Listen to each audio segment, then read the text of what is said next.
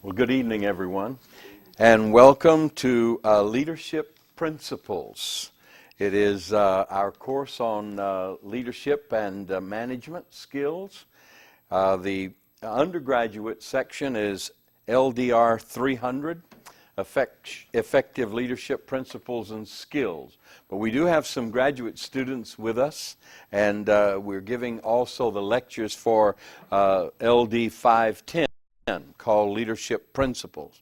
So whether you're graduate or undergraduate, will you open, please, your syllabus and study guide to the very first page. I believe that's little I, Roman numeral little I. Let's look at the course description together. We're going to take the time to walk through the syllabus part of our study guide. Not just for those in the room, we've already discussed it a bit, but for those that are on the other end of those lenses I'm looking at right now. So let's look at our course description. The course will provide a foundational framework of knowledge and critical thinking skills. Students will evaluate contemporary leadership challenges and propose solutions to develop the thinking processes and skills needed to transform organizations through effective leadership. Now this course really is not just designed for church leaders, but for any leader. Leadership is leadership. Management is management. And a good leader can lead anything. A good manager can manage anything if he knows the principles and has the skills required. The course rationale is this. This is the study of this course will enhance the student's knowledge and skills in effective leadership of people and organizations.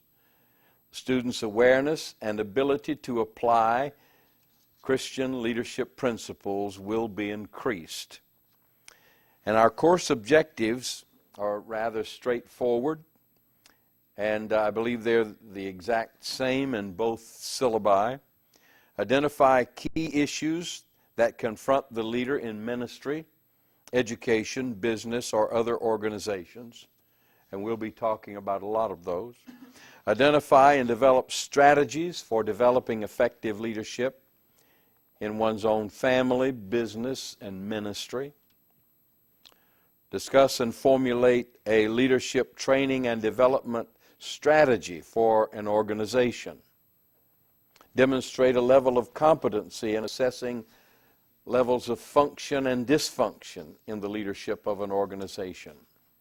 And finally, in the cognitive objectives, develop a personal theory and methodology of effective Christian leadership.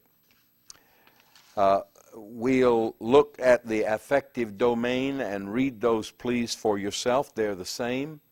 And then the course outline. I'm going to give, at the beginning of each one of our sessions, lectures.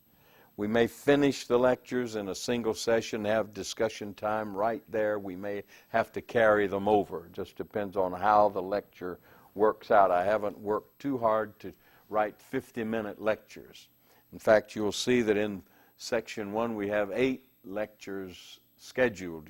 I may be able to get a bonus lecture worked in that I'll give you the notes for and in a handout form. We're prepared for that kind of thing if we're blessed enough to be able to do it. And in Module 2, you'll see that those lectures are prepared and ready for you as well. Come to course method, Roman numeral 6, if you will. And this is where we'll find some differences between the graduate and undergraduate requirements. I'm going to ask you if you'll read course method. This will not change, and it's virtually the same course by course. But the difference in the course texts ought to be mentioned here. The Rosenbach and Taylor text, where's the Rosenbach and Taylor text, is the graduate requirement, contemporary issues and leadership. And I want to say that this is some of the most exciting leadership reading that you're going to find. It really is a series of essays by many different leaders coming from different vantage points, and you get a lot of insight into good leadership principles. Frank Damasio's book, The Making of a Leader, is the next book for the graduate level. The Making of a Leader. This is a classic text for ministers. And any minister who is going to make his living pastoring and leading people in congregations really ought to have this book. It's an excellent resource for any, especially pastor, but any Christian leader. Now, on the other side, in the 300 level course, which is the undergraduate course, this James Hunter book called The Servant. Now, this is really not a textbook, but it is a fascinating read. I read it in one sitting. It is just an incredible book that I think everybody will benefit from if you will just throw yourself into the book. Finish it now. Read it from start to finish, and let the impact of it get to you. It's an excellent book on servant leadership, and that really is what this university is all about: training servant leaders, servant leadership. Now, here's a book I've used for years, and I've taught from this book for a number of years. And I think that this is an excellent book for a leader. He calls him a set man. God hath set in the church. 1 Corinthians 12:28 says, God has established in the church. Firstly, or foundationally, apostles. Secondarily, prophets. Thirdly, teachers. Then in Ephesians he says pastors and evangelists, as well as those three. So he talks about fivefold ministry and threefold ministry, and man being set, and then the building of a leadership team around him, and how that flows out and works out in good, effective ministry. I strongly recommend this book. This is an excellent book. In some ways, it's a better book than this one, but this is the classic book that Damasio has written. And this is one, I think, of his best books right here. So we've got them both, one at the graduate and one at the undergraduate level. Now, the course requirements need a word or two. 2 exams will be given during the course. A midterm must be completed before the second module. So you'll get it at the end of this first module. We are beginning now the lectures of the first module. You've done your preliminary preparation to get ready for now. You've looked over all the material. You've read, hopefully, the textbooks. And if you haven't read them, you've perused them, and you've become familiar with them. And now you'll be given, at the end of the lectures, you'll be given your first exam. And then you'll be given another exam at the end of the lectures of Module 2. Now, those will be the same for all of us. But now, take a look then at page 4, IV, and you'll find that the book summary and book review for the graduates is on the Rosenbach-Taylor and the big Damasio text. And these are major book reviews. You'll also find that you will write a shorter book review at the undergraduate level on the Hunter and the shorter Damasio text.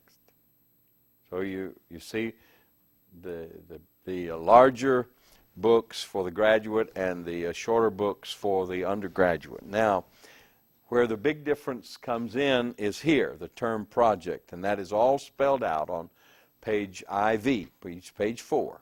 So please take a look at that. That's for graduate students only. Undergraduates don't have to write a term paper for this course. What you have as your requirements, undergraduates, is this. You have 2 book reports on the 2 textbooks assigned, the one by Damasio on successful leadership and the other one by Hunter on servant leadership. And then you have 2 exams, the midterm and the final. The graduates add the term paper and write on the larger books. I hope that's clear. And if you will, look at the evaluation guide, and you'll see how the grading is done in the class. Dr. Bond is working with me as my aide and assistant in this course, and I appreciate that a great deal.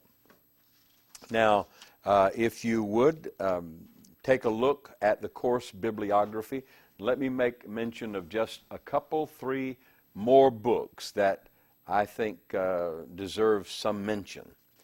And the Making of a Leader by Damasio is about the 7th or 8th book down on page 5. The Making of a Leader, that's this big book. Now, undergrads, if you want to get a good resource for your library and your ship comes in, you got a little extra money, then buy this book, because it'll be something very special for you in your library. His book on the Vanguard Leader is also excellent. The Effective Keys is this book here, of course. So he's got 3 on the list. All of them are very good books. You see John Gardner's book on leadership, 1993, but it's already a classic book.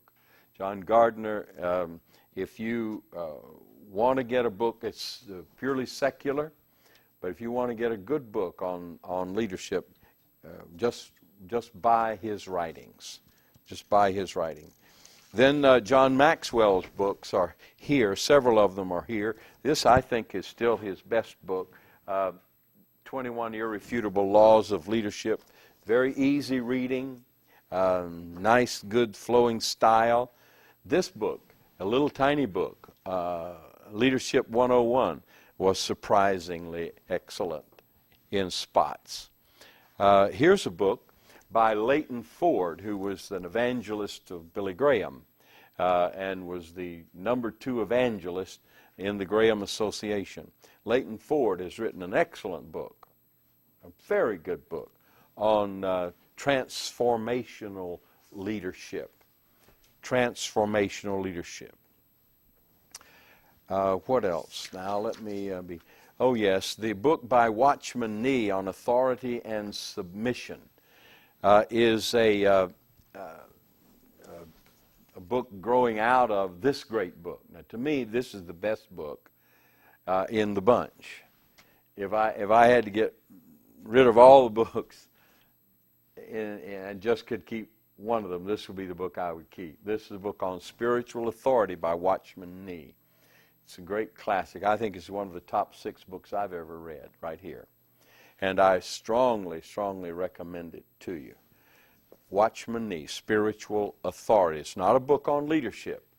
It's a book on who we are in God as leaders.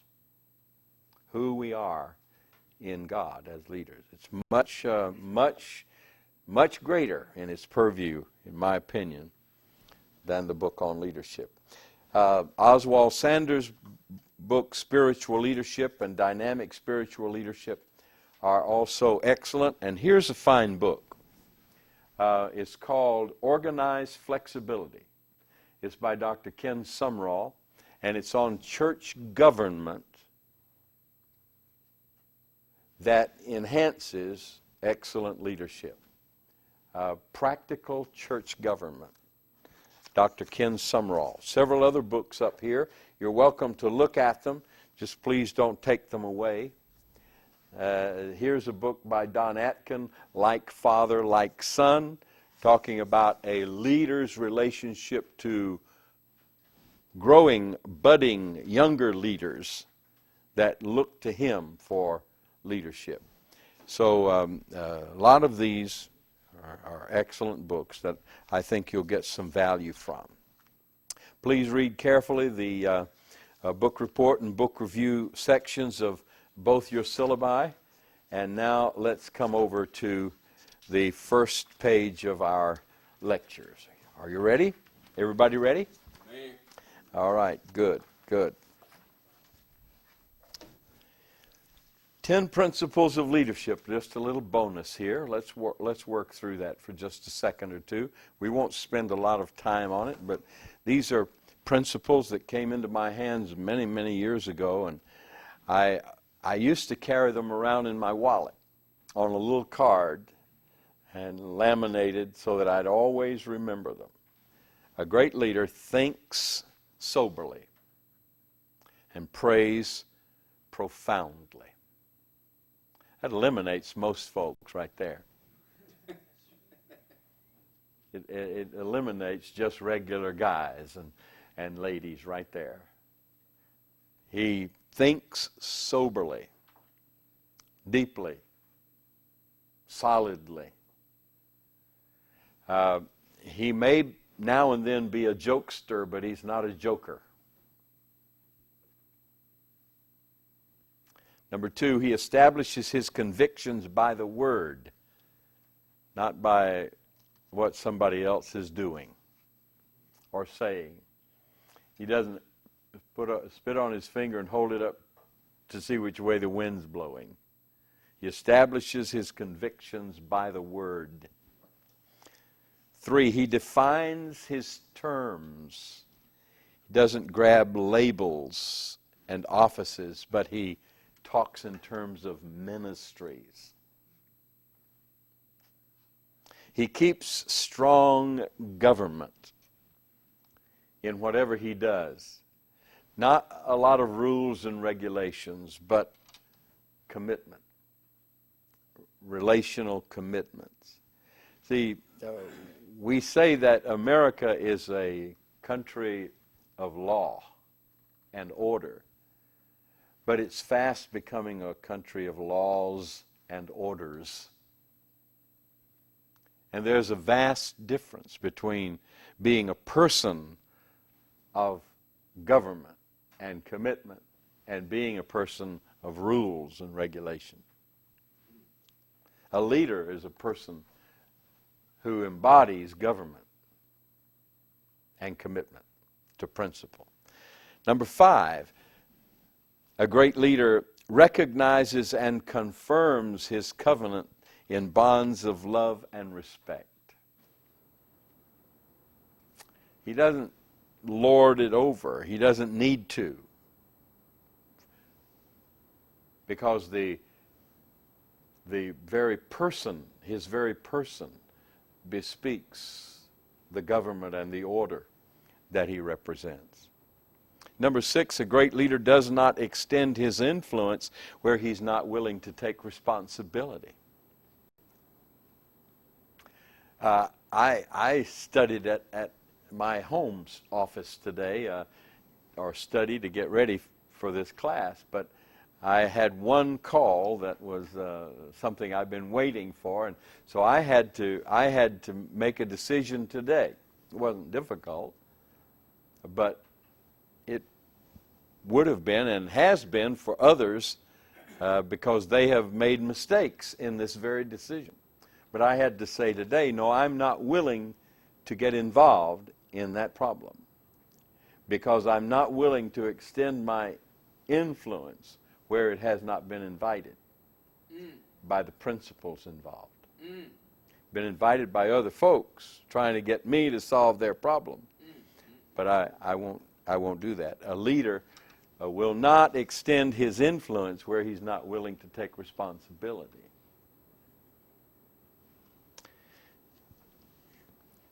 A real leader prays for a new level of wisdom constantly. A real leader functions by revelation and anointing, not techniques and soul power. That's another way of saying manipulation.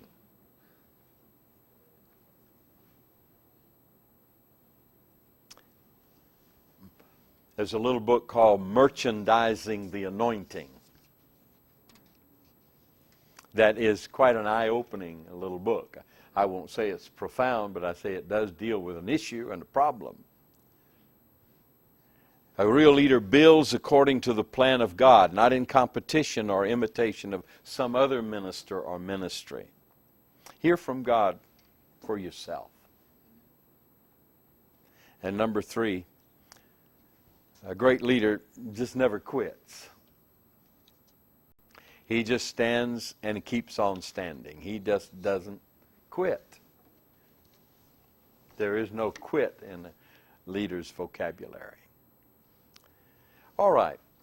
Now we're ready. Page 3. If you're ready, I'm ready.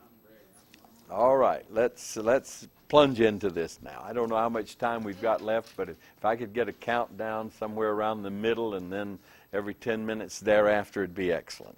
Thank you, sir. Okay, lecture 1. What is leadership? What is leadership? Nicholas Murray Butler said this.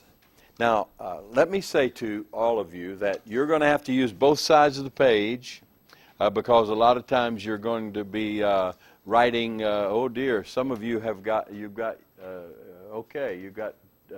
duplex. Use duplex. Well, you might need to get out another little notebook because not always is the space adequate for the things I want to say. And maybe for the things you want to write, but not for the things I want to say. But here we go. Nicholas Murray Butler said, there are 3 kinds of people in the world. You might want to write this in somewhere. There are 3 kinds of people in the world. Those who don't know what's happening. Those who don't know what's happening. Those who watch what's happening. Those who watch what's happening, and those who make things happen. And those who make things happen. Although leadership is not easy to define, one characteristic common to all leaders is the ability to make things happen. The ability to make things happen.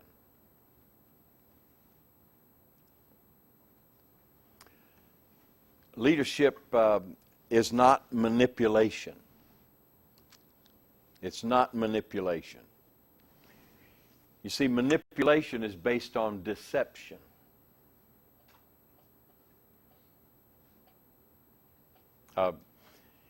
Manipulation has as a prelude to it a low opinion of the people you lead. You will never manipulate someone you respect and esteem.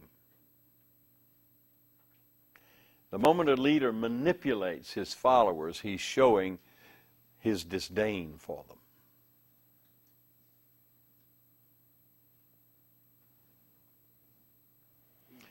Leadership is not manipulation. Leadership is not dictation. Dictation. Lording it over. Giving orders.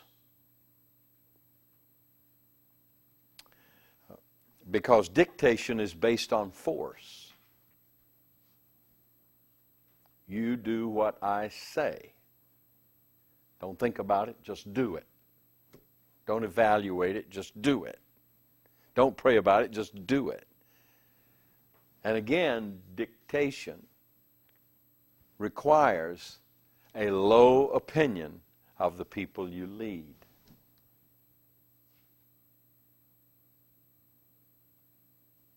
Now, I grant you that there are times when people are stubborn and you just want to say, just hush and do it. Amen. But that's always unproductive. It's always unproductive. It's probably better to wait until they can get hold of it And then you can move forward together. Now, if this thing becomes habitual and you think that you've either got a stonewaller or you've got somebody who just can't quite keep up and he's always holding things back for everybody else, then you might need to take a look at the relationship all over again. But leadership is not manipulation nor dictation. Here's a definition of leadership that I like. Leadership is the ability to motivate people. The ability to motivate people to act decisively. To act decisively to accomplish mutually desired results. Leadership is the ability to motivate people to act decisively to accomplish mutually desired results. You've got to make them want for them what you want for them. And if it's not good for them, why do you want it for them anyway?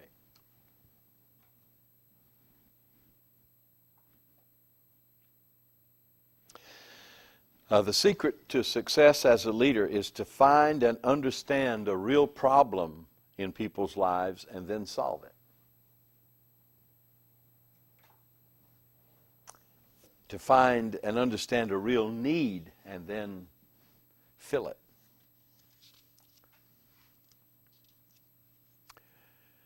What are some leadership traits? Now, first of all, what is a trait?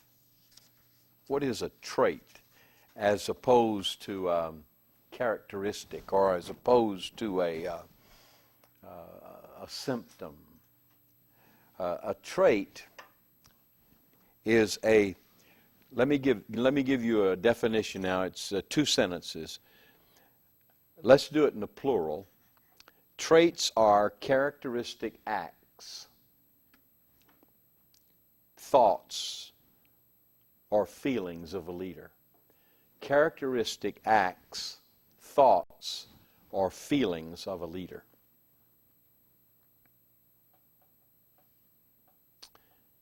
Traits are habitual. They're habitual. Instinctive. They're instinctive. Something you do without thinking about it.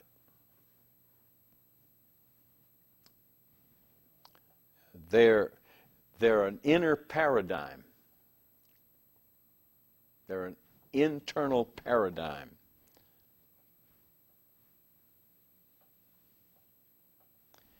They are one's initial response to situations or people. That's a trait. Something that you do without thinking about it. It's characteristic behavior. So, what are some leadership traits?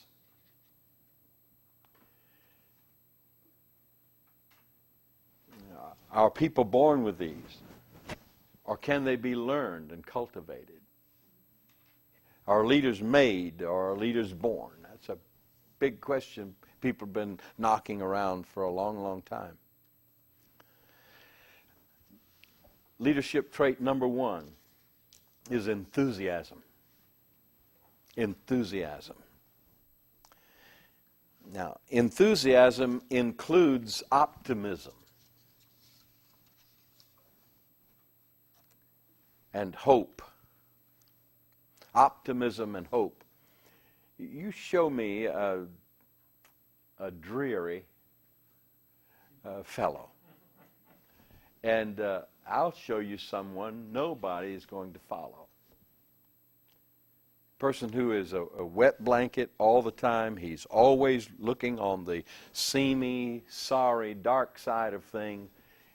Will never be a leader. That person will never be a leader. Person who's always timid and shy and unafraid to take a chance. Enthusiasm is a great word. E-N, E-N, Greek ain, means stabilized inside. You might want to write that down, because there are 3 words for in Greek. One of them is the word eis, E-I-S. E-I-S, ace. Ace. Now, that means into, like you're moving into something. You're moving in, but you've got motion in you. Ace, into, or unto. Even coming to here, it's still ace if you're headed towards it. It's ace, that's ace, into. Then there is another word down here that is the word ek, E-K. E-K. And this means out of. You've been in, but now you're moving outward. Now you may still be inside, but you're moving out. That's the word ek. Out of. Still in, but you're moving out. And then there is the word ain, E-N, E-N, and that means stabilized inside. No movement. No movement. In. No movement. In other words, this is the center and the core of something. And then look at the word thuo. T-H-U-O. Thuo. Now what is this word thuo? Two possible etymologies of the word. Either one of them will work in Greek. It could be, although I think this one's a little bit further fetched than the other I'm going to share with you, but it could be a part of T-H-E-O, theo, T-H-E-O, meaning God.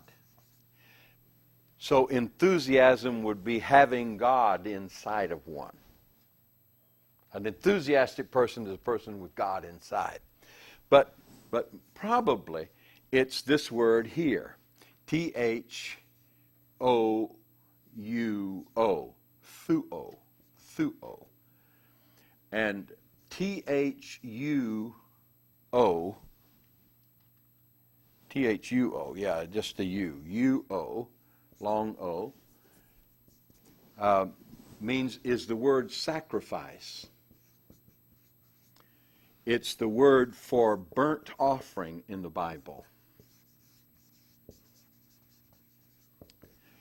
It's something that is being consumed, see, for God. It is offered up to God and it is consumed. The idea of thuo is the idea of burnt as an offering, a sacrifice to God. So enthusiasm then is on the inside of me, at the depth of my being, is the sense of being His. Expendable. Paul said, I would gladly spend and be spent for Him. I want to be a living sacrifice. Present your bodies a living sacrifice. The word there is thuo. Thuo. So enthusiasm is to live life as a living sacrifice to something you believe in. And in our case, hopefully it's God. A leader is an optimist. He's an optimist. How can you be a pessimist if at the center of your being, the essence of yourself, the center of your soul, there is this burning desire for God? A leader is an optimist, and he therefore thinks positively. No pessimist ever made a great leader. No pessimist ever made a good leader. The pessimist sees the difficulty. The optimist sees the opportunity. Let's put it like this. The pessimist sees difficulty in every opportunity. The optimist sees opportunity in every difficulty.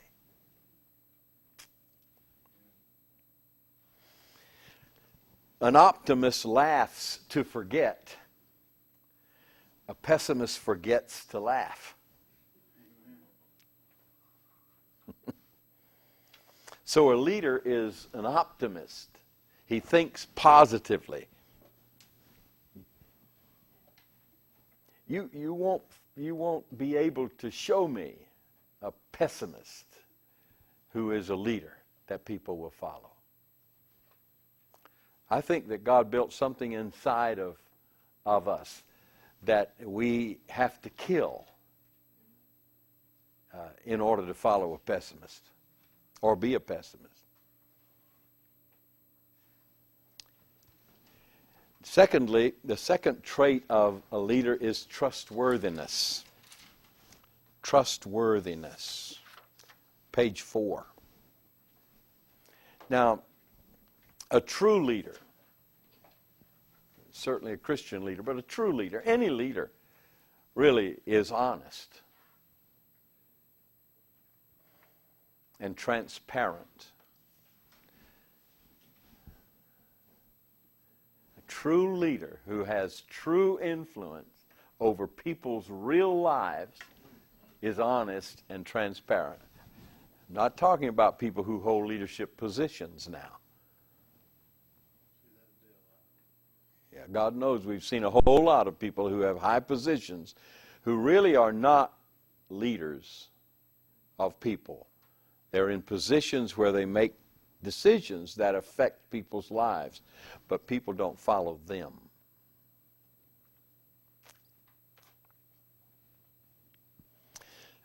A true leader is honest and transparent in his dealings and relationships. In his dealings and relationships, a true leader is honest and transparent. You know, this is why, let me say this to you, this is why it is such a great tragedy when a young leader gets himself into a moral or ethical situation where he or she has to live a lie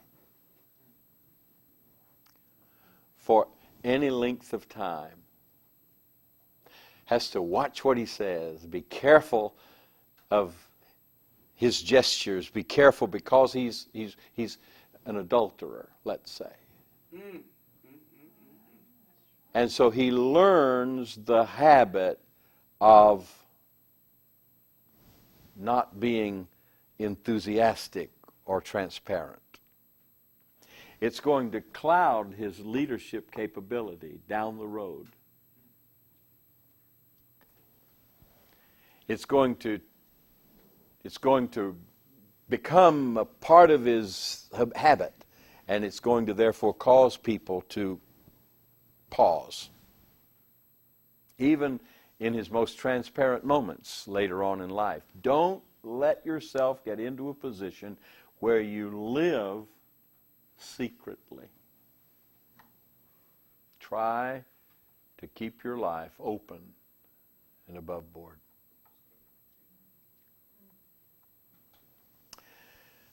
A leader's got to be worthy of following. He has to be worthy of following. He has to be a person of integrity. A person of his or her word. Now, under point 2 there at the top of 4, this is the way I'd like you to get that. A true leader is worthy of following. Semicolon. A person of integrity.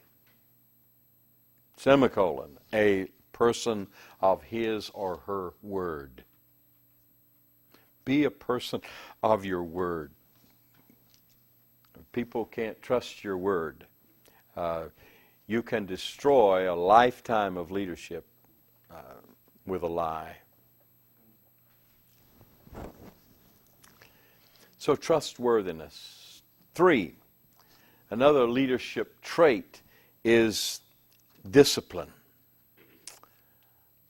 A leader is able to lead others because he has conquered himself. He has conquered himself.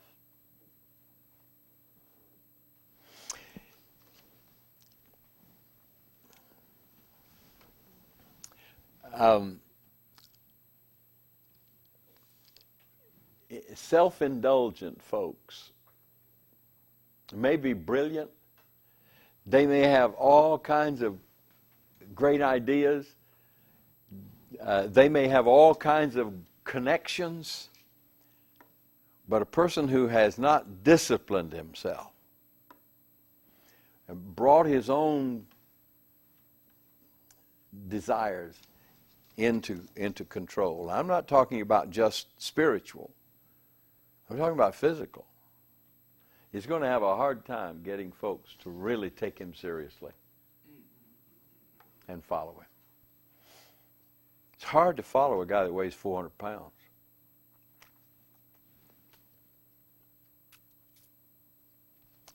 Because you say, well, now wait, leadership requires discipline. And where's yours? I mean, let me give you 3 little things on point 2 here. Leaders work while others waste time. Leaders work while others waste time. You aren't going to be much of a leader if you spend 6 hours a day in front of the boob tube. Number 2, a leader will study while others sleep. A leader will study while others sleep. That's 2B. 2A, 2B, now number C under 2 there, if you want to take it down that way. A leader will pray while others play. A leader will pray while others play. Oh my, I've got to hurry along here. Another leadership trait is confidence. Yeah, self-confidence. I'm not talking about cockiness now. Cockiness is the opposite of confidence. But if a leader doesn't believe in himself, nobody else will. If you don't believe in yourself as a leader, trust your own judgment, instincts, nobody else will. Gary Player said, he said, I've got a plaque in my home. And he said, I read it all the time. He says, God loathes mediocrity. Gary Player's the golfer, you know. God loathes mediocrity. God says, if you're going to keep company with me, don't embarrass me. If you're going to keep company with me, don't embarrass me.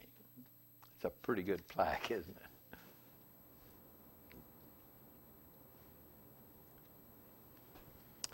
Number 5, decisiveness is a leadership trait. Decisiveness. Now, I'd like to say to some of you, and I'd like to say this to leaders everywhere, go ahead and make the decision. You can never be right until you make a decision. You can be wrong without making a decision. But you can never be right without making one.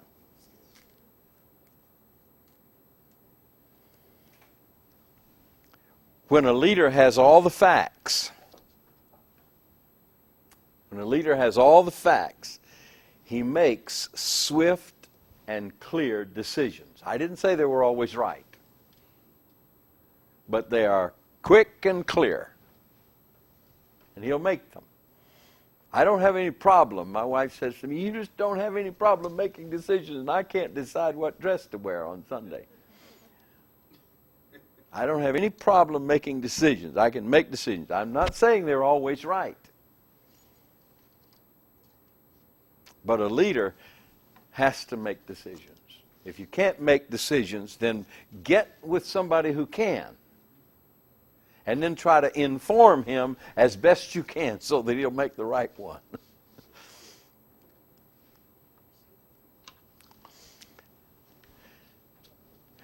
A real leader resists procrastination and especially vacillation. Procrastination and vacillation. Don't go to the restaurant with me. I'll order your meal for you.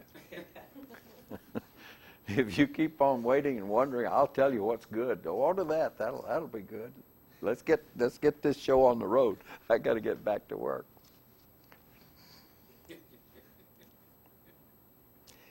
Because you see, a leader knows that indecision in times of emergency destroys one's ability to lead.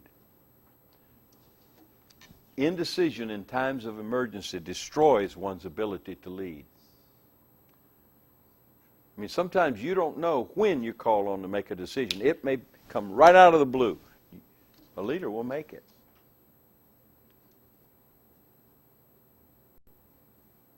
A non-leader won't. Real fast now, courage. Courage is another leadership trait. Now, let me give you a good definition of courage. Courage is the capacity to stay in there. The capacity to stay in there 5 minutes longer. Courage is the capacity to stay in there 5 minutes longer. Just hang in there 5 minutes more. God's leaders hear His word. Be of good courage. Courage has to do with the heart.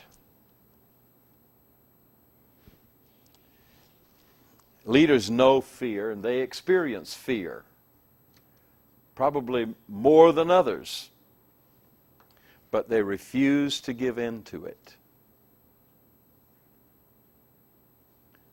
Leaders know and experience fear, but they refuse to give in to it.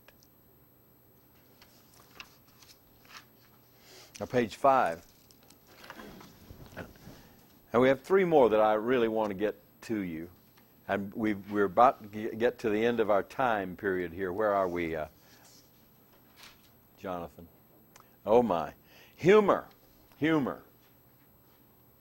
Leaders have a sense of humor. I mean, they can see the funny side. If they didn't, my land, we'd all be crazy, absolutely crazy. What is it? Humor is the ability to see the bright, funny, and strange side of life.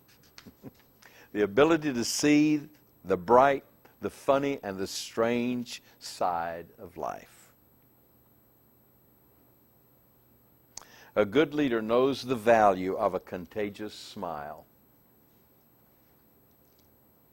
A good leader knows the value of a contagious smile. Listen, except at a funeral, if you don't know what to do, smile.